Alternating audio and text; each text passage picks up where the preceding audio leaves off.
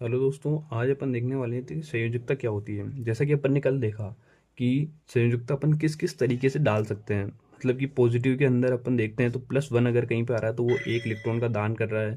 +2 अगर कहीं आ रहा है तो इसका मतलब वो 2 इलेक्ट्रॉन का दान करके अपना अष्टक पूरा कर रहा है और स्टेबल हो रहा है।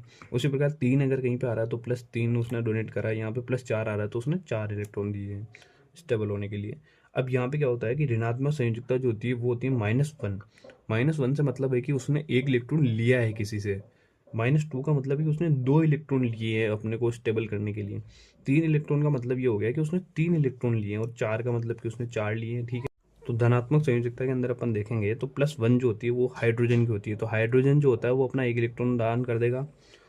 दूसरा सोडियम, पोटेशियम की भी +1 होती है, लिथियम की भी +1 होती है, क्यूप्रस की भी +1 होती है, मर्क्यूरस की भी +1 होती है और सिल्वर की भी +1 होती है। क्यूप्रस जो होता है ये +1 भी दर्शाता है और +2 भी दर्शाता है। +2 दर्शाएगा तो क्यूप्रिक हो जाएगा। उसी प्रकार आप देखोगे तो बेरियम +2 दिखाएगा, मैग्नीशियम +2, मैग्नीज, जिंक, बेरियम और कैल्शियम ये सब +2 दिखाएंगे। उसके बाद आप देखोगे एल्यूमिनियम +3 दिखाएगा, 3 इलेक्ट्रॉन का दान कर देगा। उसके बाद फेरिक, फास्फोरस, स्केडियम, क्रोमियम, बोरोन ये आप देख ही सकते हैं। कार्बन +4 दिखाएगा, सिलिकॉन +4 दिखाएगा। उसके बाद अगर आप ऋणात्मक संयोजकता देखोगे तो -1 का मतलब है कि वो 1 इलेक्ट्रॉन ले रहा है किसी से। तो fluoride, chloride, bromide, iodide, hydride, hydroxide, nitrite और नाइट्रेट ये सब +-1 संयोजकता दिखाएंगे क्योंकि 1 1 इलेक्ट्रॉन लेंगे किसी से।